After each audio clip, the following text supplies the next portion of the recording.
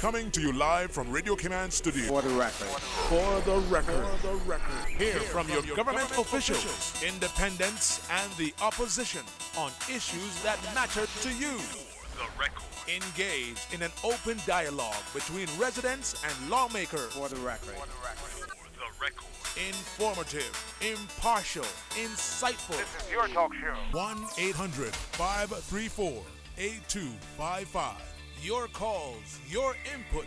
This is For the Record. And now, your host, Orit Connor. Good morning and welcome to For the Record. Today is Wednesday, the 9th day of May 2018. Getting very close to summer.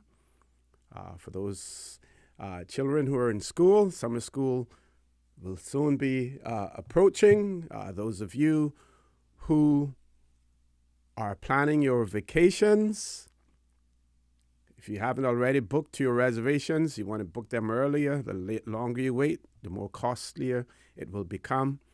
For those of you who are planning on traveling overseas, check your passports. You don't want to wait, and when you reach the airport to find out that your passport has or someone's passport has expired or does not have enough life in it. When I say life, time left in the passport that will allow you to travel as well. So check your travel documents, because remember, all travel documents relating to the Cayman Islands passports, British passports, they're all produced overseas in the UK. So the processing of those passports will be done overseas, which means that it takes a longer period of time for that to happen. Even in those instances where there may be an error made by the passport office in the UK, and I have heard, and I'm not sure whether or not I shared this story with you, but I've heard stories of people getting their passports, having some of the details incorrect in there despite the documentation that they have produced, unable to travel as a result, and simply not enough time to have those passports returned to the UK and then back to the Cayman Islands in time for them to travel. The airlines, sometimes they may sympathize with you, depending. If you're working with Cayman Airways, then you have a local carrier here that you can go in and talk to someone. But it may be one of those situations where you're dealing with other carriers, a foreign carrier or something, and they're not prepared to refund your money for your ticket, or to give you what we would call a bly, to give you a bly as far as your ticket is concerned. You probably have to pay additional fees. So the thrust of my message is check your travel documents. Be like what we say, or in our scouting organization, be prepared. So prepare yourself early, check your travel documents, check everything. The days when you could call up Miss Janice McLean, or you could call up Miss Christine Wright, or one of Miss Janice McLean's staff members, and they would leave home and go down to the passport office to meet you, to help you out.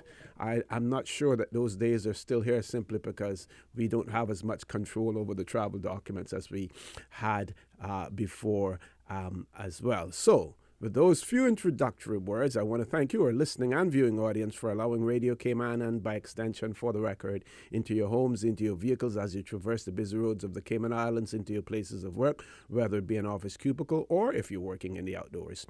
For the Record is a show produced by the staff and management of Radio Cayman, and it is geared towards keeping you abreast of issues as they arise and play out on the local, regional, and international scene. I'm your host, Orit Connor, and you're welcome to join me every Monday, Wednesday, and Friday from 7:30 a.m. until 9:30 a.m. Phone lines are always open. There is always someone there waiting to take your calls. 9 times out of 10, it is that beautiful radio voice of Miss Susan Watson. You can call us on a toll-free number provided courtesy of Flo.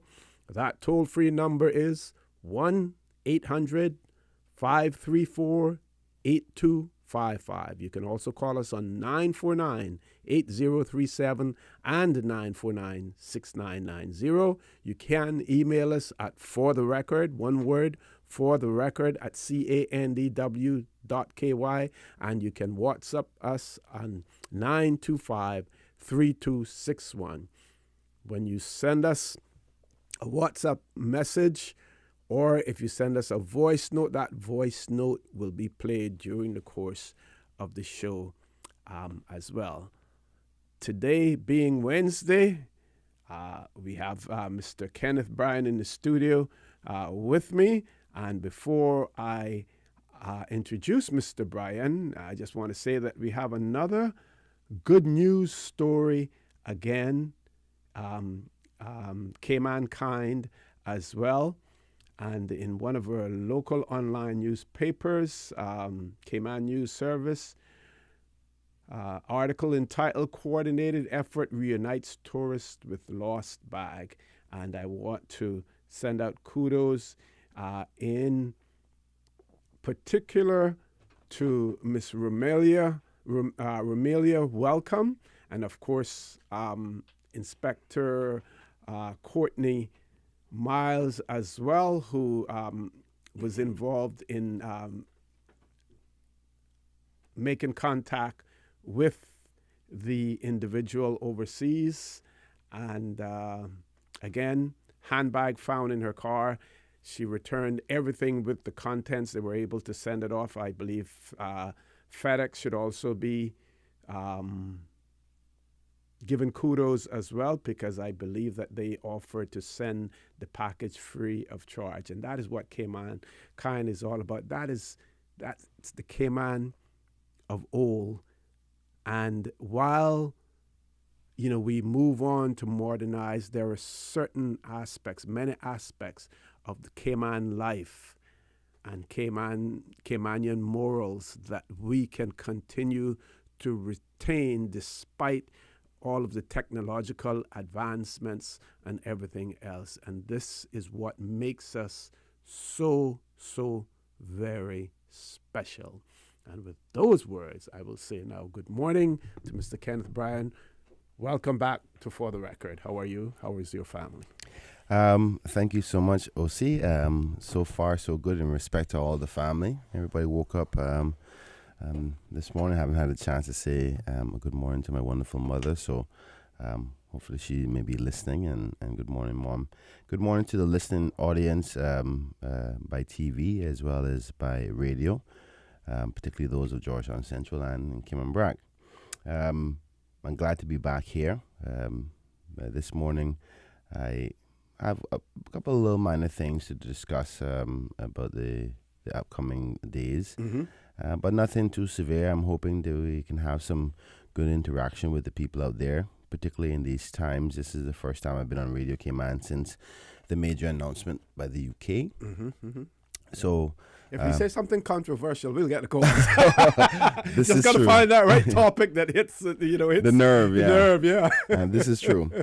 Also, this coming Sunday is Mother's Day, Yes. and before we get started off into the deep part of the politics of things, I just want to say to all those special mothers out there who do so much to keep this earth going. You are the mothers, you're the fathers, you're the caregivers, you are the dads, the uncles, the cousins. You are everything. You are the reasons why human beings continue to survive on this planet Earth. And each and every one of you moms out there, you should really, if nobody has told you how much they appreciate you, I want you to know that I appreciate you, and give yourself a pat on the back every day you wake up, because without your love and attention and your kind heart and commitment to making sure that we're all okay and growing positively, there would be no Cayman, and there would definitely be no Cayman Kind, because I know much of that Cayman Kind is coming from most of those mothers. So I just want to say, I may not be able to speak to you again, or at least on Radio Cayman, between now and Sunday. I want to say Happy Mother's Day to you, and God bless you. But besides that, some interesting things that has transpired since the last time we spoke, particularly that being of the UK announcement to create our mandate by order in council for us to have public register here in the Cayman Islands by 2020. I know a lot of people are still concerned about that, and rightfully so. But the good news is it's not going to happen for some time, if it happens at all. So I don't want to continue the nerve-wracking situation that most people have already gone through, as to say, what does this now mean for each and every Caymanian? But I just ask that you pay close attention to what is being said. This could be something very severe, or it could be something very light. These are the times that we be rather cautious about our approach with everything. Maybe it's a time that you consider a little bit more saving than normal, because we don't know what the outcomes of this situation could be, and be mindful of what's happening. And I think also see that this is a time for government to be even more conscious of the effect on the Cayman, in particular with employment and opportunities, because if in fact anything does happen and then a negative effect, we have to make sure that it's very limited, and the persons who are adversely affected are not going to be Caymanians. And we have that opportunity simply on the basis that there are more jobs here than there are Caymanians. So if in the event, I don't like using this term, but if in the event there may be a job loss or more, make sure that it's not the Caymanians that are affected. I know that you've given so much extensive discussion about self-control and preparation for it. Determination. Yes, self-determination, and maybe now more so than ever, our time to start considering little small steps, or potentially even larger steps, in respect to making sure that we're prepared for it. By all means, I'm not suggesting that we go down that road now, because I too, like many others, I'm not sure or convinced that we are prepared to do it. Of course, because we are Caymanian, and if a situation is thrown at us, we deal with it like any other person in our country would. But until that matter either is a choice of ours or it is mandated on us to do so, I think we take the opportunity to go ahead and start preparing. So I think that's some of the things that we need to start focusing on. And actually, interestingly enough, that was kind of some of the foundation behind my argument of my last motion presented to the Legislative Assembly, trying to mandate certain high key posts in the Cayman Islands to be Caymanian only. And if that kind of motion was accepted, you can see that we can start going down that direction of preparing Caymanians to be in control of their own destiny. With that being said, I hope that I can get some calls today. I want to hear back from the community and their thoughts. We're going to talk about the Central Scranton, that piece of property there that we spoke about last time. Where things are at. Unfortunately, I don't have any good news per se, but we'll discuss a little bit more about that. And something that is not political, but crab season. I want to talk about that a little bit. Talk about the cultural aspects of it for us as Caymanians. And what we also want to do, we want to alert those persons who are going out there to catch crabs, especially those on the roadside. I've already seen it where people out there with flashlights, but cars are parked on the side of the road. No flashes on around bends, especially that area in Breadfruit Walk there. It can be very treacherous, very dangerous. So we need to alert them to that as well. Folks, please stay tuned. For the record, we'll be back immediately after this short commercial break.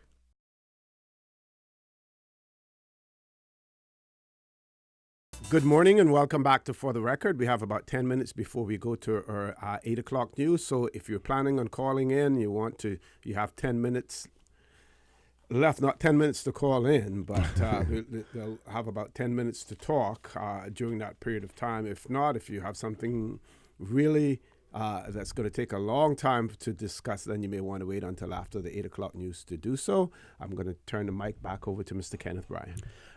Thank you so much, Mr. Corner. Well, just to highlight a few things that are still lingering around that I'm concerned about, where we're not hearing much information on, and I know that it's still continuing to affect people's lives, particularly those who are Caymanian. Well, one is the HSA. the HSA and the security staff there that has been put on leave while still being paid. Just to update those who may have heard this for the first time, the HSA has launched a investigation for irregularities in overtime or pay of some of those securities, as far as I understand. And I'd be happy to be clarified on the matter, because up to now I haven't been debriefed in any way of exactly what it is. But they don't have to debrief me. Just make sure that is clear. But there's a number of Caymanian security guards who worked at the HSA, which is Cayman Islands Hospital Health Services Authority, and they're on leave for some allegations of irregularity with overtime and stuff like that. So these persons' lives are in limbo, even though they're getting paid, and I'm grateful for that until this matter is resolved. It creates a lot of anxiety for those individuals. Is it an internal matter still, or has it gone outside of the HSA? I can't even honestly say that, but as far as I am aware, what I've heard, I haven't heard any changes, and it's been internal. But ultimately, these Caymanians are sitting at home, not sure whether they'll have a job or will they it's in limbo, and it's not something that is healthy. And I think that these matters should be dealt with timely. And it's been some couple of months now since the matter has been resolved. And bearing in mind, every day that passes, that's more money we, the taxpayers, have to pay, because you have to pay those who are on leave, as well as a new contracted security company that is doing the job until this matter is resolved. So there's a double whammy effect on there, and I wish I can get an update from the HSA in respect to what is happening. Hope. Okay, we have one caller. Let's go to the phone lines. Caller, good morning. Welcome to For the Record. Good morning, gentlemen. Good morning, sir. How are you? Not bad. I want to talk about a little light, non-controversial topic today. Go right ahead. Not sure if that's possible, Denny. I'll see, when do you think the government will invite the UN Decolonization Committee to host this regional seminar in Cayman? Well, to me, this would be the climate that we're in now would be an opportune time to do that. Whether or not, I don't know if you've checked their calendar to see whether or not they have already decided to be hosted in another jurisdiction. But I mean, yes, it is up to the government, because at the end of the day, the United Nations cannot go into any other country without being invited by the government. But at the same time, if the people of the Cayman Islands decided, listen, we want to have them, and I believe if you get enough people talking about it, get enough signatures to say that we should have it here, then that should happen. The days of the Vinabubu are over. We need to have people listen, because some of the junk that I see on the blogs and stuff like that on these online newspapers, people are really, really in the dark about the whole issue of the right of self-determination, caller. Well, we need to invent a new word to describe the degree of ignorance that I hear about it sometimes. Mm-hmm. But I mean, how about we start by asking the premier whether he would ask the governor to invite them? Yeah, that would be a start. Yeah, or we can, how about having a private member's motion in the Legislative Assembly? To that effect. A private member's motion would mean that the government's unwilling. Well, we again, you put them on the spot and let them then say that they're not prepared, and say why they're not prepared to have UN decolonization hold meetings here. I'd like just to ask him first and give him the opportunity to state his position before we go to extreme measures. Well, I mean, caller, if I can chime in, there's nothing wrong with you formally sending him an email and just CC the media in it. And if he doesn't respond, then you kind of know exactly how they feel about it. I mean, what will happen to you is probably what happened to me in respect to me asking about the Georgetown Central piece of land that I wanted acquired. I emailed them over a month ago, and I still haven't had a response. But at least the media is well aware of that, and they can help you within that battle of information. because by no response is still a response. It tells you a little bit something about their approach to things. So I would email them and have it for record. Records are important. I understand that, but OC has a special status, so he. Everybody thinks that I have this special status. Special respect, I think. I'm just pulling your leg. I know. But it's very important, I think, for us to begin to understand the reality of where we sit in the world. And because, even the question of, why am I born in Cayman and I have to prove that I am a Caymanian? People just simply don't understand where we are.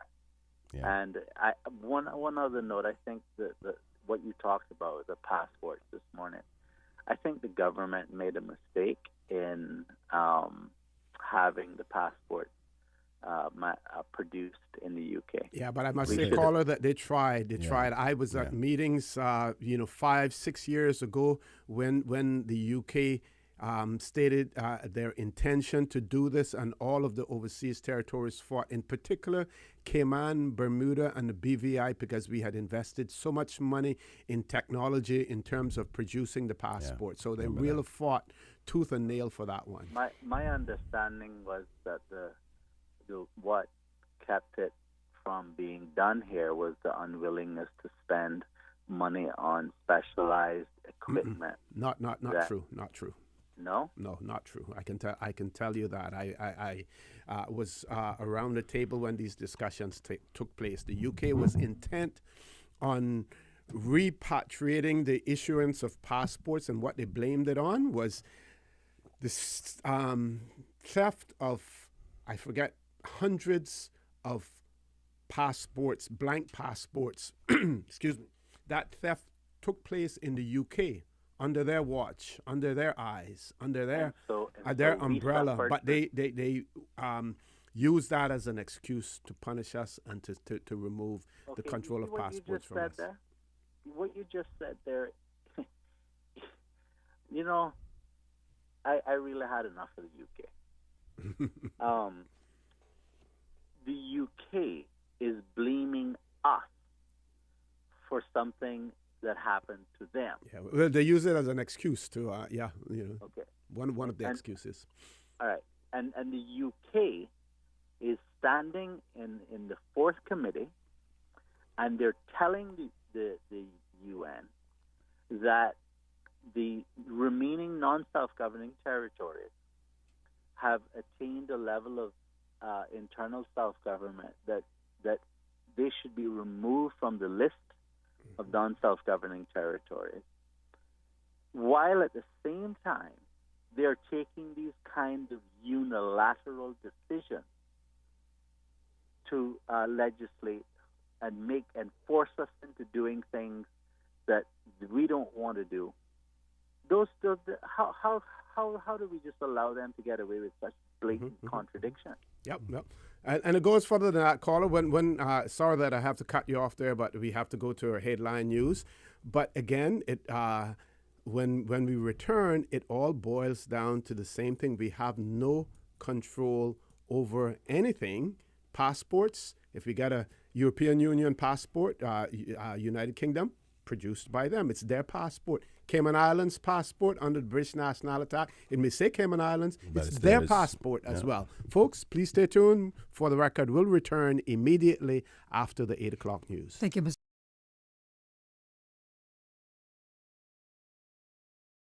Good morning and welcome back to For the Record. We have one caller. Before I go to that caller, I just want to say that based on the last caller that we had before we went to our 8 o'clock news, I have something on the UN Special Committee on Decolonization, the election of a new chair, and moving forward with the New Caledonia mission. And I'll share that with you as soon as we take this caller. Caller, good morning. Welcome to For the Record. Good morning, OC. Hey, good morning. How are you? And your panel and the listening public. Good morning. I had to make it short because some people just came in here and you are tourism ambassador in hell. I was listening to the other talk show on some time ago, and they were talking about self-government independent again. Mm-hmm. That was a Sterling show, right? Yeah, I guess so. And 46 years ago, I ran for election under the full internal self-government. 46 years ago, and unsuccessful. That was a cancer teacher. Ever so often, I has meeting, unpaid representative has meeting. Had one up to 7 years ago, deal with that, and about ganja shouldn't be a criminal offense to smoke ganja. They're right on at school hall, yeah. Mm-hmm. So, these are two things that I've been dealing with a long time without any help. Yep. And last time United Nations came here, I asked a simple question about Bermuda. And they told me that England is part of United Nations, and we get Bermuda going to give it to us. That answer the head man gave us. Mm-hmm. So we were told down here that you don't have to touch a constitution. All you got to look at it going independent, which is not true. It is untrue. Mm-hmm. So I challenge them, these people that are getting paid to start have regular meetings. We ain't afraid to talk about it. But ever so often you talk about going independent. How are you going to go independent? That's a disaster if you're not ready. Yep. I agree. Is I told them, let's prepare and talk. You want stamps? And one of the days, last meeting I had up here 7 years ago, one of the days, it might not be in my lifetime, but we got to go. Because if we don't abide by what they say go about your business. Mm-hmm. And we might get some hard-headed politicians there, get the crowd behind them and lead us there without it. So let's, our leaders, I am just a layman. I know you got people here that more educated than me and knows about constitution stuff. Let's have meetings. We owe this to the country. Yes, sir. And talk about it. And the paid politicians, I think they should lead the way. So that is my little point this morning. I got some people here. Thank you very much, caller. Thank you very much, caller. All right. Thank you, too. What I want to add to what that caller said there is that we don't want to wait until there's a crisis that we act. We don't want to have a knee-jerk reaction to independence. Bermuda in 1995, I believe it was, had a referendum on independence. Those in favor of independence lost. Bermuda continued, but at least they had the discussion, they had the dialogue. Caller also mentioned Bermuda, and I just want to take the opportunity to say this. We always hear people talk about, there's some people in particular, we need the constitution that Bermuda has. We need that constitution. I was reading the statement made by the Bermuda Premier David Burt to his to the Parliament, the Bermuda Parliament, after this UK fiasco with beneficial ownership registry.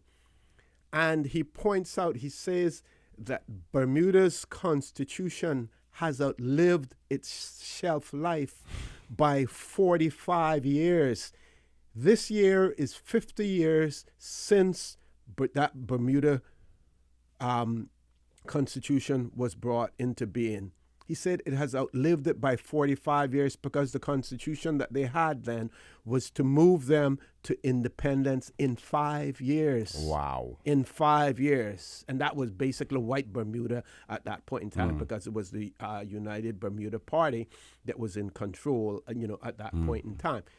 So it was a 5-year constitution to take them to 5 years and then on to independence. So they're living and working on a constitution that has outlived its shelf life by 5 years. If you And it tells if us- you had milk on the shelf and that for 5 years, and you try to if you try to ingest that afterwards, you end up with poison, being poisoned. So can you imagine the poison that they're going through now? So we talk about the Bermuda Constitution, and yes, it did advance them, and it was a pre-independence constitution. But the Bermudans, they're not a big fan of their own constitution as it stands now.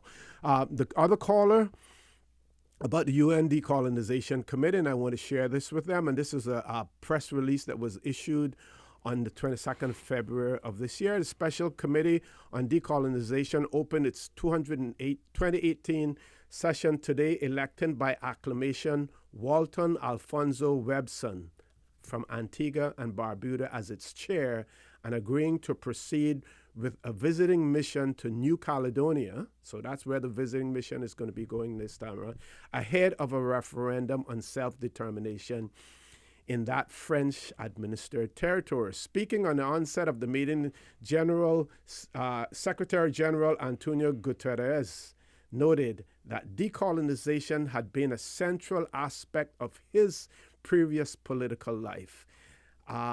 And when I go on to read this a little further, Mr. Brian, this will reflect on the conversation that you and I had just now, talking about the Portuguese and Portuguese colonization there, right? In its colonies. So he says, noting that decolonization had been a central aspect of his previous political life, recalled the colonial past of his native Portugal, as well as the very strong feeling of solidarity between Portuguese Democrats and liberation movements in Angola, Guinea-Bissau, and Mozambique. Those are the three countries in Africa that the Portuguese had decolonized. He expressed solidarity with those non-self-governing territories affected by hurricanes in the past year, and saluted the committee's call on the concerned administering powers as well as United Nations entities to continue to support aid and recovery efforts. The chair said that with the end of the third international decade for the eradication of colonialism approaching, the committee must intensify its efforts in implementing the Declaration on the granting of independence to colonial countries and peoples, and all relevant resolutions on a case-by-case basis. So it is on a case-by-case basis. Without a vote, the special committee decided to proceed with a visiting mission to New Caledonia on 12th to 16th of March, composed of 3 of its members and 2 secretariat staff. The mission, which would also include consultations in Paris on the 19th of March, would follow up the findings of a similar mission in 2014. So, and it goes on to talk about other things, but here the decolonization decided they're going to go to New Caledonia because there are movements in there moving forward in terms of self-determination and everything else, and at the same time is having discussions with the French. Here in the Cayman Islands, like I said, the last mission, the United Kingdom basically discouraged us from inviting them here. How can we continue to have confidence, to have trust in the United Kingdom when they just threw us under the bus last week? They just threw us under the bus. How can we have confidence in them? I am also appalled, and somebody may say, well, where do you come out criticizing a head of government? I am appalled by the, should I say, innocence of the Premier of the British Virgin Islands when he talks about that the UK government really fought for them, but at the end of the day could do nothing in the UK Parliament. That is far from the truth. That is far from the truth. They didn't stand up because they realized at the end of the day that there was going to be a revolt within their own government ranks. Yeah, within their own ranks. So how can we continue to have this quote-unquote confidence and trust in the United Kingdom government when they continue to throw us under the bus? They did it to us with the EU savings tax directive. When Bermuda was left out of it, they say that it was late night drafting and people were tired and they forgot to put in Bermuda into it. They struck a deal with O'Neill of the British Virgin Islands to get him to go along with it. That was, what was her name again? She was this Treasury Secretary at the time. I'll soon remember her name after. But the whole point is that they take us and they throw us under the bus. But yet, we sit down then and, let them throw us every time. Mr. Brian. Oh, boy. Thanks for allowing me that No, time. man, that's okay. That's okay. I mean, you're becoming like Mr. Macfield, Dr. Macfield, a real historian in respect to the events that transpired and educates a lot of people, including myself, in respect to how we got here and the events that affect our current position. At the very least, I think what we as a country have to now focus on is not only examining past things that have happened to have an idea what is going to continue to happen, but we need to have a sit down, everybody together, and say, okay, these events continue to happen, and history is showing us that these are signs that the behavior will continue, and it may end up eventually being not in our best interest by being enforced or controlled, and we're not in control of the process of eventually being in control of our own destiny. I think that all legislators and all voters would agree that it's time now to at least start the conversation. Let's have a plan. And there's nothing wrong with saying, okay, we're going to start a strategy of being in control of our own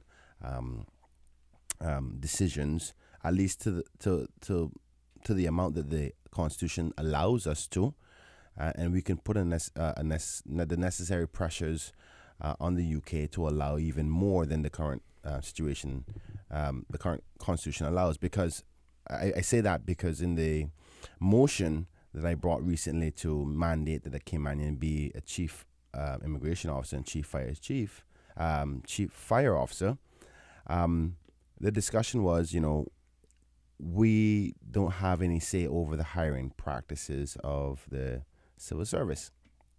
Now it's time for us to start taking some of those hiring practices and at least mandate it that Caymanians are the ones in it.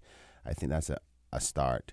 Also, I think it's time for the government to say, okay, then where would we have to be if in fact, or where we would like to be if in fact we were forced to be in control of our own destiny? And can we plan towards going toward that direction in the event that somewhere through that process, until we are deciding to do it, that if it does force, if it's forced on us, that we're going to be ready for it. I think I see a private member's motion coming to the Legislative Assembly to that liking. I'm definitely going to try to reach out to some of the other members of opposition to ask the government to consider a plan of action in respect to this. While they're still trying to fight this current battle, we have to have another battle happening on the side, which is preparation. And nobody has to, for those who are fearful of it, we have to start asking ourselves the question, why are we fearful of being independent? Because the common thing I get is, what will happen to us? Will it be quite like Jamaica? And I think that discussion and that examination of what will happen to the Cayman Islands if we were independent has to be had, because if we don't have that, we can't make the right decision of whether we want to do it or not, because we don't know what the effects of it is. For all we know, and I think you would agree, that some people say we would probably actually be better off if we were in charge of our own decisions by way of being independent. But there needs to be an analysis of that done. And it's like what Trump told black people in the black voters in the United States: "What have you got to lose?" Exactly. And what have you got to lose? And nobody's saying that we need to go independent. Let's have the discussion. I think anybody who is not ready to have that discussion, I'm a bit concerned about your thinking. It's something that we have to do. There's too many actions in the UK's continued lack of protection of our livelihood is showing. but I think we have a call. Yeah, we have to take a commercial break now. Folks, please stay tuned for the record. We'll be back shortly.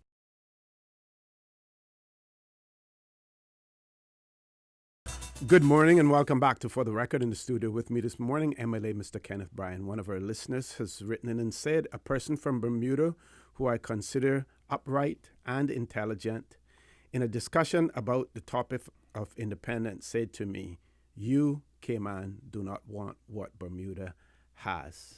And like I said, many of the Bermudans say that. The Premier, Honorable David Burt, said that Bermuda's constitution has outlived its shelf life by 45 years. And, you know, for those who may say you don't want Bermuda's constitution because it may give members of parliament and the premier too much power, they don't really have a whole lot. I believe the one area that, because the governor is still required in some instances to consult, in many instances to consult rather than to act on the advice of, and we see that with several appointments in Bermuda as well.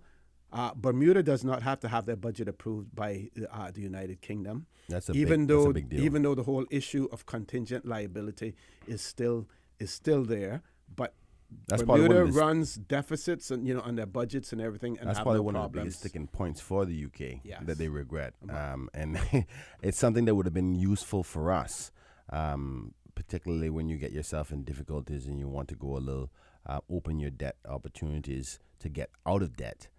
We don't have that luxury, but then again, there's a safety net there. I think it works for us and against us in some cases. But it's cruel for us to leave our people in the dark about the whole issue of independence, not to push them towards it, but to let them understand what it is all about. Because you hear people talk about, how are we going to go independent? We don't have the money to have embassies and missions in all the countries. We don't need all of that. So it really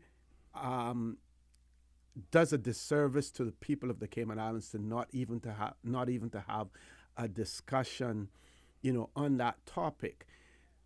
And when you look at the whole discussion of independence, you can have a discussion, you can have move towards the right of self-determination. It can be a push-pull scenario, which we got in the 1950s and 60s in the African countries, and what the UN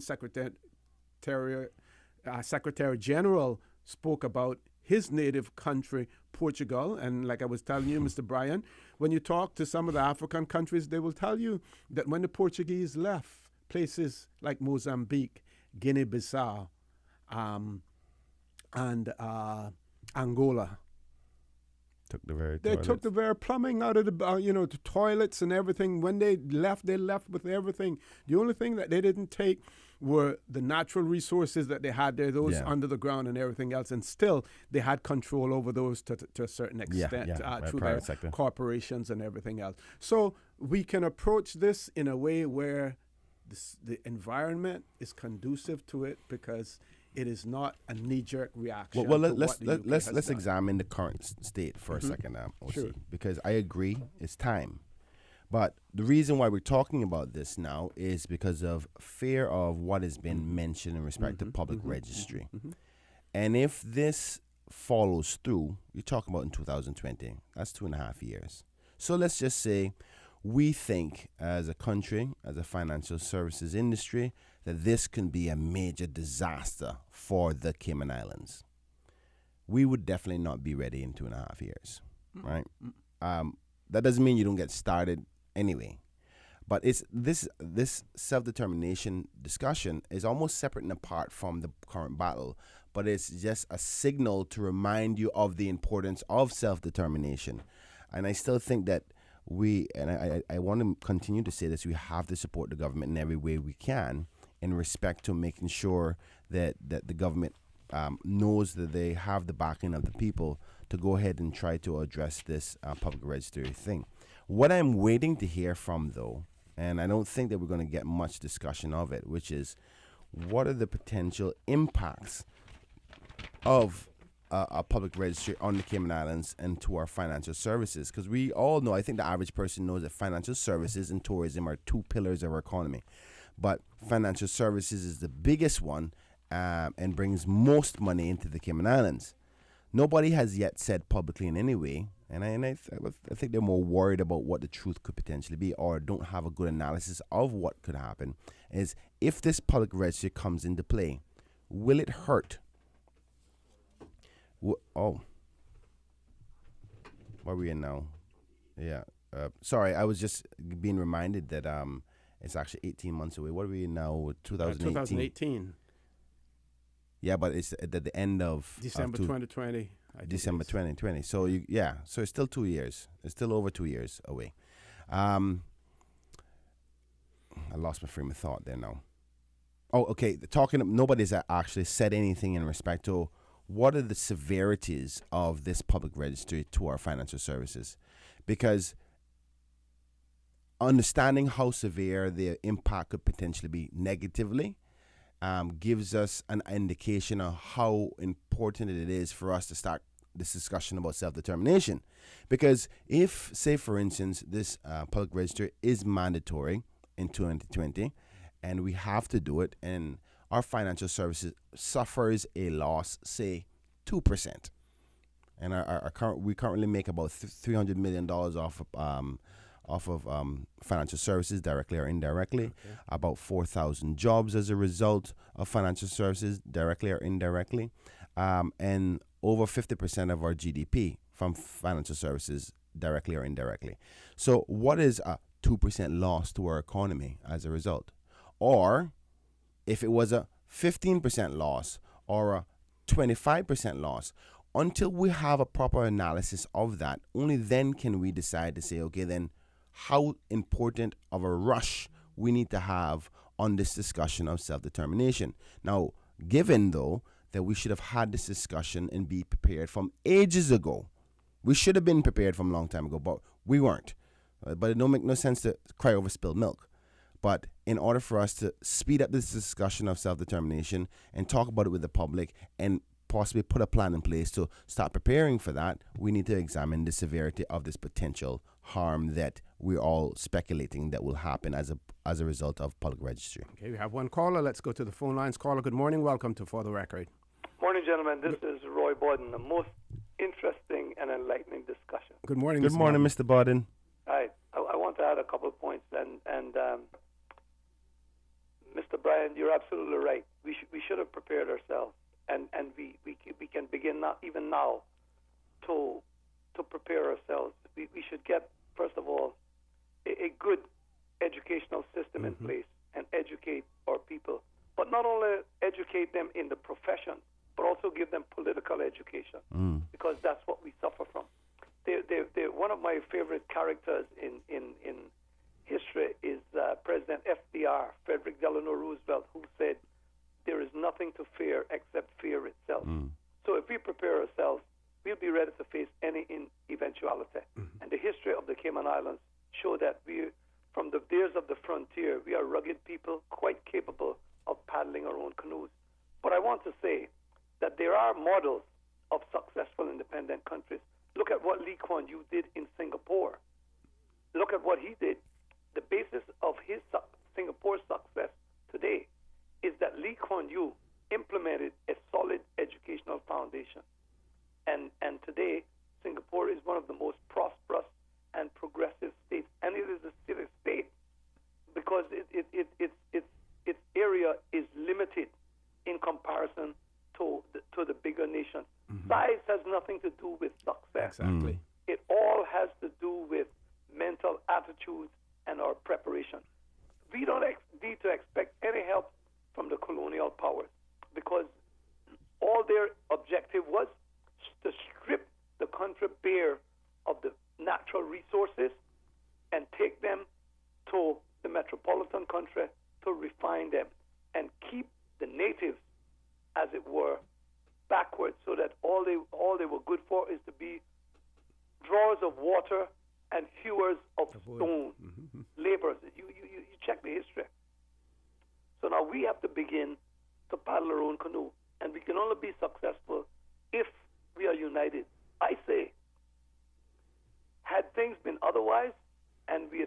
followed where Mr. Orman was trying to lead us in 1962, we would have been much further ahead. And I don't want to hear people tell me any nonsense, oh, we can't make it because look at Jamaica. The reason these people messed up their own affairs because you can't lead a population who's uneducated and uninformed. We have certain advantages. We are small. We have a high standard of literacy. So now we just have to promote the education that it takes to give our people confidence in their ability to lead themselves. You are telling me that Caymanians were masters of behemoths who sailed the ocean and they're not capable of running their own affairs? Nonsense. Good point. Have a nice day, gentlemen. Thank you very much. Dr. Roy, before you leave, are you still there? Yeah. Okay. Here's one of the key things that I want to ask you your opinion on. And I know you're a master of the political history in the world because when I was at the university, you were giving all the students educational understanding of politics. But one of the key elements of Singapore that made them successful, which I'm sorry that we are lacking a little bit in, is the discipline necessary and the control that leader had and the belief of the people within that leader to accept those disciplines that is necessary for the hard work and commitment and sacrifice to become such a strong nation. Would you agree? I agree. I agree. And of course, Lee Kuan Yew had a certain advantage. Lee Kuan Yew was what I would call a benevolent dictator. He had a vision which he sold to the people. Mm-hmm. The people bought into the vision, and then he led. And where he thought there were contradictions, he had the strength and the fortitude to say no, this is nonsense. This is a diversion. For example, do you know that one of the things Lee Kuan Yew did in his early stages was it's a massive social engineering project, and he controls the social life of the people. He didn't encourage young people to go to nightclubs and all that kind of stuff, That's a recent phenomenon until they reached the stage of development and maturity that he thought they could make informed choices. That's when he opened up the society. He has a good story in his autobiographical works from third world to first world, and the Singapore story. We should read those. Those should be mandatory reading in our schools and colleges. Well, let me ask you this, because obviously with every positive there's a negative, and I agree that is a success story. But in a dictatorship type of approach, if you have the wrong leader, it can go very sour very quickly. And they don't always work out, because a lot of people who say, oh, I am making the right decision and trust my decision regardless. And there's no checks and balances in place for that kind of leadership. And I think it's a very risky move, but I hear what you're saying. I'm not advocating that the Singapore model be transposed in the Cayman Islands. Oh, okay. Because they are, first of all, they're a Confucian society. So they have different kind of ethics than we have. But what I'm saying is we need some fundamental qualities. Yeah. It should be instilled in our students from primary school. We should have a national vision instilled in our students from primary school that this is what we are aspiring to. You have to be a good citizen. You have to be responsible. You have to educate yourself. You have to be you have to fulfill your role in the society. Here is what I like, and this is what I tell my students at the University College. Are you familiar with the Athenian Oath? Athens was the first city-state to promote democracy. Every youth, especially the males, at age 17, took an oath. And that oath was that they were to leave the city better than they found it. Google the Athenian Oath, if you want to call it, and see. These are the kinds of things that we should be instilling in our students from primary school. The flag, what it means. The coat of arms, what it means. Our motto, what that means. But we don't have that. We don't have that. That's one of the things I noticed when I went to Canada. Every morning, every Monday morning, that the flag is unfurled. You take an oath of allegiance. Well, Dr. Roy, I'll say this. That kind of inspiration comes from leaders. And unfortunately, I hate to say this, but there's no leaders out there inspiring. They want to come out and give press statements when they've done something. I've yet to hear, and I call it on any leader for the last 2 decades, come out and inspire our people to be better. Inspire them, encourage them, and give support systems in place that they can do that. Our leaders don't inspire. I'm telling you that right now. That's my opinion. And I think you may agree with that, but I think we have the glory. Yeah, caller, I'm going to ask you if you can leave us there. Thanks again, for your valuable contribution. Folks, please stay tuned. For the record, we'll be back immediately after this commercial break.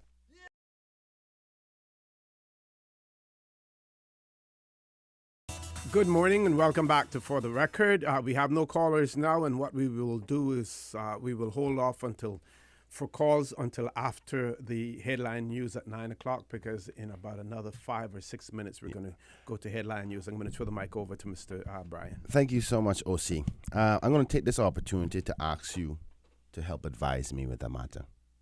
That's okay? Sure. All right, here's the circumstances that I have. I got elected in 2017. That's right, 2017. I almost forgot the year there.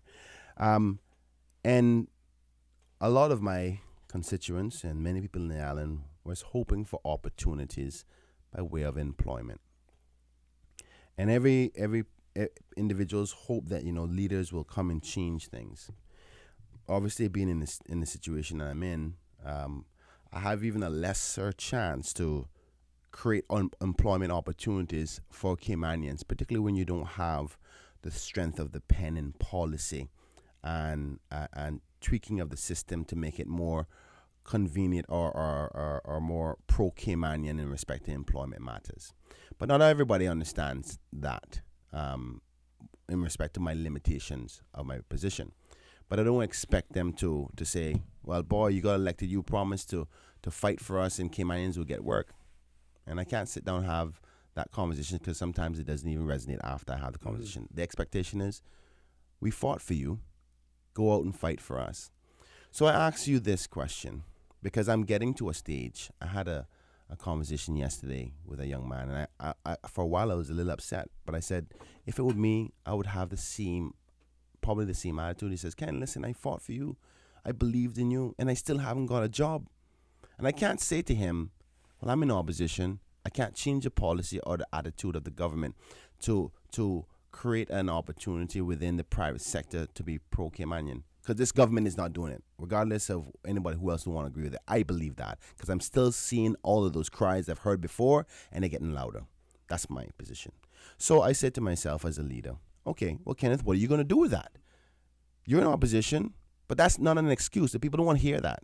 So I'm at the stage now where I'm going, okay, then. But they need to understand, what your limitations are. I agree. But telling a person that, my hands are tied is not good enough. And I remember when I was a voter, I didn't want to hear that. So I am now at the stage of my thinking to say, I'm going to have to take some unorthodox approaches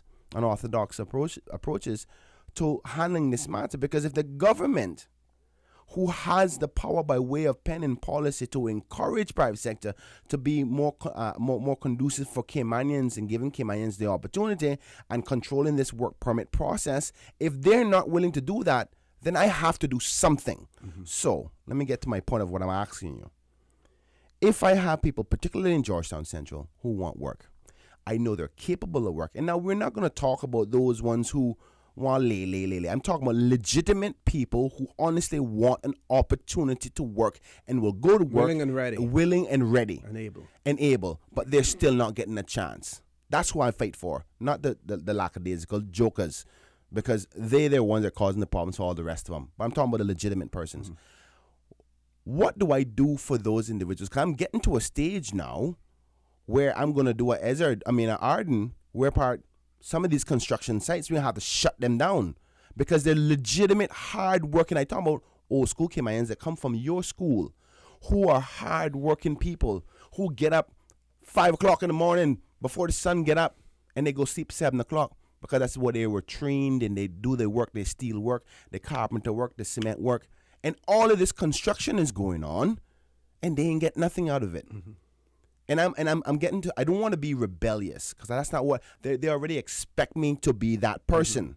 But if my hands are going to be tied and the government is not going to do that, I have a job to do, and that's to look out for the people of Georgetown Central and Cayman as a whole. And if I don't see a way out of that, I'm going to have to take some harder approaches where if I have to go down to workplaces and make up some stink, call the media about it, lock down some construction sites or whatever it takes, you tell me. From a senior, I'm asking you as a friend, as an uncle, as a father, tell me, you've been around this game longer than I have. What do I do? Because I'm not going to sit down and give my people excuses for much longer. And the 24th, which is exactly 15 days from now, will be exactly 1 year since I've been elected. Well, I don't know if you've done this already, but you're going to, at some point in time, need to approach the prospective employers. You need to approach those. I think if you have individuals coming to you who are looking for work, rather than addressing the whole issue of unemployment, because like you said, you're not within the halls of power to be able to do that. Do it Get one by one. your individual list of persons who are looking for employment, who want employment. And you may want to narrow it down to those who are unemployed as opposed to those persons who may be underemployed simply because they may be in a job, but they don't really want to be in that job. At least they're having some Something, income come in. And those who are unemployed, so you know exactly who they are, and you can go to employers and work with them. That would be my approach. Well, and document everything that you have done in relation to those employers. Going to headline news. When we return, conversation will continue with Mr. Kenneth Bryan.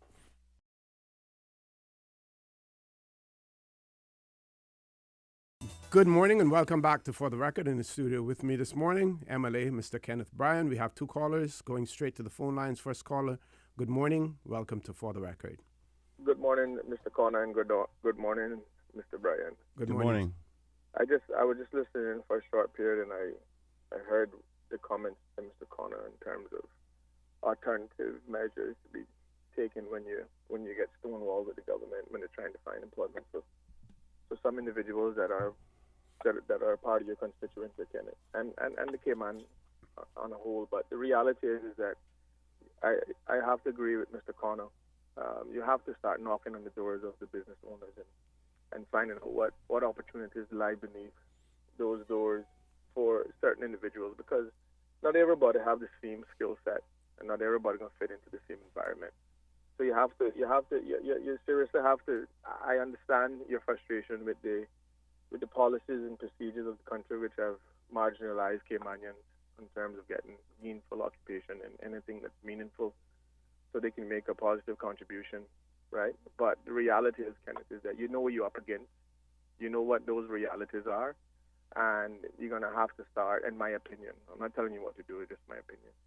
I believe that you should start knocking on doors of these business owners and equipped with the names of the individuals who are in need of employment with their qualifications and say, hey, I think this person would be an asset to your company, and give them an opportunity. Let them prove themselves, and like you said earlier, you have some of those who cry wolf but don't really want to work, and then once you put them in an environment, at least they can't say that you didn't go out and fight for them, Kenneth. Listen, there's nothing wrong with pounding the pavement. I'm sure you've done a lot of that, but the reality is now you have to shift your focus away from the parliamentarians. They're going to do what they want. They are the elected government, right? We understand that. I'm not saying you must continue to blow that trumpet. You blow that trumpet every opportunity you have, but in the meantime, get on the ground and knock on the doors and work for the people who elected you, bro. That's the best thing you can do. And you know what? At the end of the day, nobody can say that you didn't put your best foot forward. And I think that was some sound advice from Mr. Connor. You need to start knocking on the business owners' doors, and you need to knock on it every single day until you penetrate those walls, because at the end of the day, they're going to be tired of seeing you, and they're going to eventually give those people an opportunity. But anyway, I'll cut it short because you got another caller. You guys have a good one. Thank you very much, caller, for that. I think it's important that I respond because I didn't get a chance to respond to you. Went straight to the break. And I thank that caller just now for his comments. Unfortunately, I didn't ask that question because I wasn't prepared. I'm strategic in everything I do. But exactly what the caller just suggested and what you suggested is what I've been doing for the last year. I have a stack probably about 1.5 feet high of resumes that either were already done or that were created within my office. I thank God for my personal assistant. She's so amazing. We become an employment agency, basically, in my office, in respect of helping persons and giving out references for people. The phone calls are endless, calling this business person, calling that business person, going to job sites, and you're getting to run around and getting to run around. The reason why I ask you that is because I've done that. Mm-hmm. I've done the knocking on the doors. I've done the, please, can you give my Caymanian a job? I can vouch for this person. I know he's not going to not show up on your job. Give him a chance, and it's still nowhere forward. Now, out of every 50, I might get lucky with one. And that's not enough for the people of Georgetown Central. It's just simply not enough. And I cannot do that for the next 3 years and get 10 people employed. It's just not going to work. Mm-hmm. That's not what the people sent me to Georgetown Central to do in the parliament. Now, unfortunately, there's a lot of strategy in politics, and I'm going to have to take a strategic move because I tried to play the nice private sector, you can't control them, this, that, and another thing. But if the government isn't going to do, I'm going to have to do some other approaches to make sure my people get jobs. Now, let's examine some things that has happened before. In East End, the East Enders wasn't getting any work. You know what they said? All right, no work going to happen down here without East Enders getting work. That was a strategy. It worked. Am I going to have to resort to that because I was sent here to do a job and I'm determined to do that? You may not want to tilt your hand too much, though. I agree. Like no. Poker, you don't want to let them get a little peep and see that. Again, I say, everything is strategic. There's a reason I brought this up. Because I do not think that majority of the people want the animal they suspect me to be. I don't want to be that person either. But if the people of Georgetown Central sent me to do a job, and the strategies that people are suggesting to me to get that job done aren't working, I tried stage 1. I tried stage 2. And I'm going to keep on going through every stage until I get the job done because I am not going to fail. I refuse to fail. So I'm asking you, unless you, and we're doing this in public, so everybody in Cayman can see, so they can say, well, boy, Kenneth asked for advice and try to find out ways. I am here to represent Caymanians. Unless you can tell me some other magical way or the government wants to actually step up and start protecting Caymanians, then we're going to have to take some other steps. Because I refuse to look and drive through Georgetown Central every day with people who come to my office asking and begging for help, and I'm trying. I write resumes, I give references, I make calls to business owners, and they still won't give my people a chance. And this is not only Georgetown Central, this is Caymanians all over. Mm-hmm. So when are we going to make the changes, or do we have to do stage 3? Because I don't know what else to do, and I'm not going to say I can't do it. Well, that's not me. The saying is that you can't keep doing the same thing over and over and expect to get different results. Exactly. As well. That's we insane. Have 2 callers. Let's go to the phone lines. First caller. Good morning. Welcome to For the Record. Oh, say good morning. Good morning. Good morning. How are you? Kenneth, good morning. How are you? Good morning, sir. Good morning. I wasn't planning on calling in, OC, but Kenneth struck a nerve, and I just couldn't let it go by. Mm-hmm. Kenneth, when we was growing up in this country, there was no such thing as one bad apple or 2 bad apples in that crate of apples. They were all good apples. That's why we are where we are today. Okay? You get a crate of apples today. Okay, sure, there's a few spoiled ones in it. But why should that crate of good apples that we used to get or we had, why should they have to punish for what is happening in this country today? It's a total disgrace what is happening in this country when it comes to work for Caymanians. It's like nobody wants a Caymanian on a job. Why? When are we going to do something about this thing? Because it's coming to a head, and the Caymanian people have had enough. And if something is not done about it soon, I drive around all day, gentlemen. How many Caymanians I see on work sites that Caymanians should be on? I got 10 fingers, and I count, and I still got 10 fingers because none of them, right? I don't have any issues with any nationality. Anybody come here. We took national bus carriers when we were growing up to put Cayman where it is today.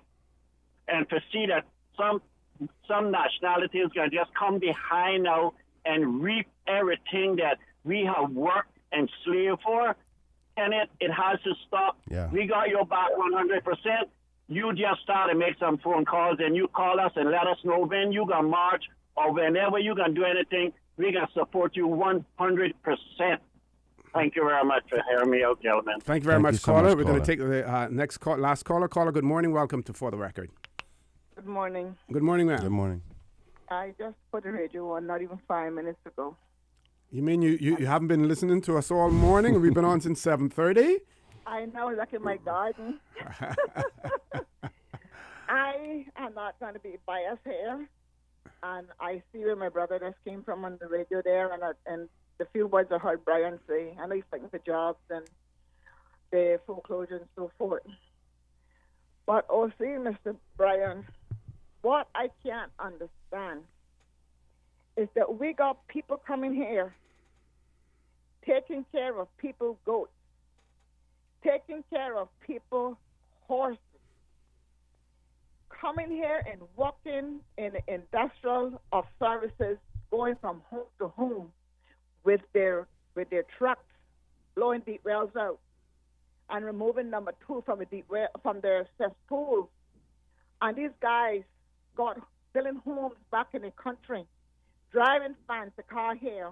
I don't know how they live in, what kind of conditions they're living in. Your point. But they talk about, the point is, I cannot understand why is it that these people can come here and get these things, but the Caymanians who here cannot get these things. Is it because of the type of job, the low payment? Or see, we had to crawl before we could walk, and it looked like we're going to have to crawl again before we can walk to get things in this island rolling, because then we need to come out and start making what we can make before we say what we want to make. Mm-hmm. I'm not here to criticize nobody. I take my hat off to you, Mr. Brian, and my brother, and everybody else. But we as Caymanians, we need to bow a bit and say, you know what? I'm going to drive one of those same massive trucks that run around here, going from job to job, picking up, you know what, and buying people horses and cows and goats and making money and sending it back to the country and building up the country, and Caymanians sitting here but they can't find a job. You all, come on now, wake up. Mm-hmm. Thank you. Thank you very much, caller, for that. We have about 3 minutes before we go to the break. One more call, sorry. Okay. We may as well take that call, and then we'll cut the calls off at 9:15. Caller, good morning. Welcome to For the Record. Good morning, my fine gentlemen. Morning, sir. How are you? I'm good, and you all doing good? Very well, Mr. Hill. Good morning. Good to hear your voice. Mr. Bush, when you say you're going to do some... Mr. Brian. Though I respect Mr. Bush a lot, but I got my own identity. I just turned on and I didn't hear what was happening beforehand. And I just want to say, I heard Mr. Bush say something about he's hiring... is he on your show this morning? No. He is, and must be the other show. Anyway. So you were listening to somebody. You were listening to another show then, rather than ours. I try to catch some of everything. You Yeah, know what I'm saying? yeah, But that's I wasn't true. really listening to them all morning either. I just caught about 5 minutes of it because I was kind of doing something this morning. Sorry about that. Okay. I usually listen to you. Yeah, this is where you get the good stuff. That is correct. But anyway, what I want to say, John, like for those friends asking why these people can come here and have so much, because they're always working, constantly working, because of the cheap labor that our own Caymanian businesses here, especially in the construction industry, are hiring them. They're working 7 days a week and probably 10 hours a day, because they are preferably given the job because of the cheap labor. Now, and to add to that also, they've come here to work, to make money. That is their goal. That is correct. That is correct. And they were up early in the morning to work and make that money. But we have to do something about the labor. We have to nip it in the bud. It's the cheap labor that our businesses are allowed to pay them. Okay? And if you look at it, the labor they're paying them or the wages they're paying them is 15 years back to what we're paying them. And things have quadrupled. I don't know how to say that word. But quadrupled. Probably 400%. These people are making off of their project, off of their jobs, and the products and whatever they're selling. Because you remember when beer was sold for $1? Now you can't get a beer under $4. I'm just using that for an example. Not even the K-Brew. Right. What's the other one? What's the other one? The shark tail, the white tip. No, right. And homes today where you could build for, they were building for $60 a foot, are being built for $300 a foot. So it's not that the contractors and whatever, the developers are not making money. They are making money. They just find a way to hire these guys that come here cheap, and they got a lot of them. Yep. They got a lot of them to choose from. Anyway, that's all I wanted to say to back up. Thank you very much, caller, for that. Thank you very much. What we're going to do is we're going to close off the phone lines now to give, I have a few messages I want to read as well, and then we want to give Mr. Brian an opportunity because we still haven't spoken yet about that property, whether or not it's still on the market, whether or not the for sale sign has been taken down and things of that nature as well. Folks, please stay tuned for the record. We'll be back shortly.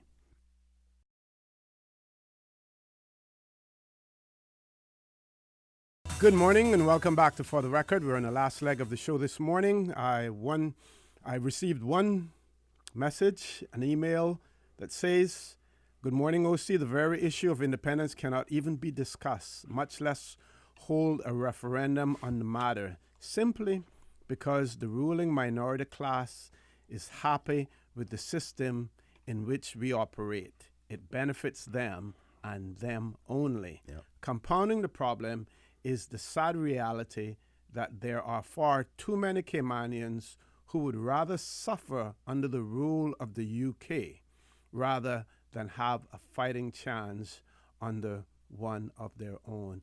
And I would say that many of those Caymanians, that has been ingrained in many of our in our thinking. You know, I'm 67 years old, and the same excuses that I heard when I was a child about independence are not opting for independence or not even discussing it. I am hearing it today. Yeah, I'm still hearing the same thing. But many people are going to be on the wrong end of history with this whole thing just by leaving our people in the dark. And as a result of that, when we do get independence, we may get it under conditions that we really do not want. Another listener says, "Can you tell me if PR or Caymanian status can be revoked?" And then they said, "We have too many people here on island with no work. Someone paid for them to get here so they can keep us out of work." And that gives me an opportunity to say, yeah, many of them are at work. And we saw the situation the other day where Lord Graham, Tubbs, speedster, I heard he was, I wasn't in immigration when he was there, but I heard he was a real speedster, real good runner. And we saw the situation the other day where the woman allegedly stole money out of someone's glove compartment and took off running as well. And even there, we saw the dichotomy, the split between Caymanians and foreigners. The foreigners in the video was saying, yeah, hold on to her. She thief. And the Caymanians, I'm told, running out of some of their places of employment, one of those places being a government building as well, saying, "Graham, what are you doing to her? What are you doing to her? Why don't you let her go? Leave the woman alone." Not knowing exactly what's going on, as well. So, Mr. Brian, I'm going to throw the mic back over to you. I've some interesting enough stuff controversial things for the day. So interesting stuff there. I tell you what I'm going to suggest, because somebody needs to be bold enough to at least start the public discussion. So I'm going to try to, me and you're going to meet. I don't know if you're going to be down by the spot later on. I didn't go there yesterday, so I'll be there this evening. I want to come and meet. Maybe we can discuss some sort of plan for public discussion, whether it's using the Wednesdays that I use to come and have some persons pro independence or against independence. So let's have the national discussion. Yes. And if we can grow from there to an even bigger platform and media outlet, then we can do that. But we need to start doing something. And I think that when you said to me that the same discussion, when you just said to us, the public, that the same people are having the same attitude from back when you were younger, that tells me something. What it tells me is if people still think the same way today as they did back then, that means the leaders over the last few decades had to agree with that simple approach because they didn't do anything to educate by mandating certain types of information to be ingrained in the people to say, listen, this is the true reality. Don't think that if we go independent, it's a bad thing. Where was the education instilled in the education system or just the public thinking that it's okay to discuss independence? It's okay to be prepared. No leader has taken it by the horns and said, listen, let's inspire and educate the people that it's okay to have this discussion and it's okay to prepare. Because it seems to me that the reason why we can't even talk about because we're all living in fear. What are we afraid of? And if you remember, OC, Mr. Corner. That's okay. You called me OC. OC is fine. Thank you. You remember that I asked you the first thing this morning when I came in is, what is it exactly that we're afraid of? If we were to leave, what would happen? Yes. We have to examine that because there's this imaginary thing. I asked everybody, it's like, what would happen?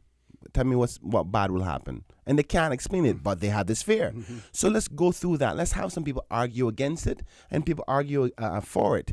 And throughout that dialogue and that discussion, we may learn some things to actually see the future and say, actually, it might not be that bad.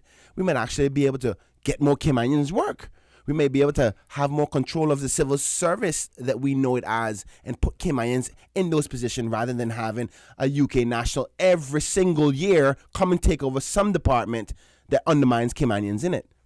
And if people will see that based on what we're having now, it's one step forward, two steps backward. We have Caymanians in position. Let's use University College of the Cayman Islands as an example. Yes. We had a Caymanian, Mr. Basdeo. He was there, not a natural born Caymanian, but as committed to Cayman as anybody else. Caymanian status, married to Caymanian and everything. We had Dr. Roy Borden. Well, before him we had, a non-Caymanian, Dr. Roy Borden. Now we're going back again.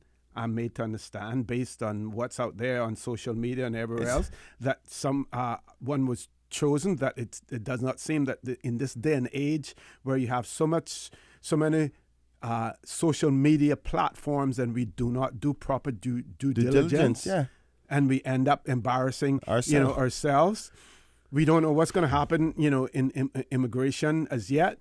We see with the ombudsman position, we brought someone in who was a legal advisor to an ombudsman in Canada, not really serving as an ombudsman before. Then we have a deputy Caymanian who we were hoping that would stay in that position and eventually take over the role as ombudsman. The seat. The seat and the chair hadn't gotten warm, and she's no longer there. Where are we going backwards? But the question is here now, and I'm going to call some names out, right? Obviously, the government here needs to. They ultimately have been chosen by the public. They have the majority. They have some responsibility here, but also the Honorable Franz Manderson. A lot of this falls in his lap. And I love him. I respect him. He's a great individual. I'm friends with him. But you have a responsibility to do. But remember now, bear in mind now, that those are responsibilities that are the governor's, and the governor has delegated those responsibilities to him. True. Now, there's one thing to have the delegation and whether or not you have the authority, at the end of the day, or whether or not you're still guided. I delegate to you that, Kenneth, you will... I see what you mean. You will be the moderator on this talk show today, but I will tell you what to say. That's true. Okay, well, if that is the case, because, I genuinely believe in Mr. Manderson. I genuinely with my heart, on my hand on my heart, believe in him, right? If that is the case, Mr. Manderson, you point me to the right direction. Just say it's the governor, and then I will deal with him. Because whoever the responsibility needs to lay in their lap, then we have to attack that individual. And I'm not talking about in a physical point of view. I'm talking about in respect to responsibility. And the good thing is that I believe that we have, based on what I'm hearing so far, I haven't met him yet, but we have a governor who we have the ability to get his ear. Yes. I'm not sure whether or not he was born in the UK but we know his family emigrated to the UK. So he has roots from that colonial viewpoint, past, and influenced by that colonial past. So we have someone who I believe sympathizes with us, and to the extent that he has any flexibility. Well, we can use that, because bear in mind now, he's operating based on instructions coming from the Secretary of State as well. But I think our cameraman has to leave exactly at 9:30 this morning, so we got to do a closing comments. Okay, well, thank you so much, Mr. Connor, for the opportunity to be here on the show. I want to thank everybody who's listening for the opportunity to take some time out and hear my voice and my thoughts and my views on matters that affect us all. I want to remind everybody the ladies out there who are mothers, Mother's Day is coming up on Sunday. I want your day to be the most amazing day in the world. God bless you, and thank you for everything you do. Men, time to step up, get a little extra spending that you have, buy a gift, buy some flowers. All the moms out there, treat them. They're most important. I want to also thank I've been getting a lot of thoughts from persons who, work in construction, work as helpers, and they be listening to the radio in the mornings. All those people out there who constantly say hi to me and say, I'm doing a good job. Thank you so much for the support. It means so much. And if you're listening right now, I just want to say thank you. You put a smile on my face. God bless every single person in this country. And I hope you guys have a lovely day. And thank you for the show again. And based on some of the messages that are coming in, there are a lot of people who are saying that they have your back and stuff like that out there. So it seems as if whatever you do, you have the support. The only one thing I want to caution you, Cayman and Caymanians, they will tell you, I've got your back. And when you look behind you, you see nothing but space, airspace. Nobody behind you at all. Well, that's what they sent me to do. I have to caution you. Yeah. I have to caution you on that. Folks, I want to thank you, our listening and viewing audience. I want to thank Mr. Kenneth Bryant for making it such an interesting show again this morning. I want to thank you, our listening and viewing audience, for allowing Radio Cayman, and by extension, For the Record, into your homes, into your vehicles as you traverse the busy roads of the Cayman Islands, into your places of work, if it be an office cubicle or if you're working in the outdoors. I also want to remind you that we are our brothers and our sisters keepers. There is always someone out there who's less fortunate than we are, and I ask you to extend a helping hand to them. If you can't do that, then I suggest you donate to a worthy charity, because we always want to consider those who need, not necessarily those who want or even those who crave. I say to you, have a great day. Continue to support your radio station, Radio Cayman. Join Sterling Dwayne Banks at 12 noon for Talk Today. And as usual, we ask the good Lord to bless these three beautiful, wonderful Cayman Islands.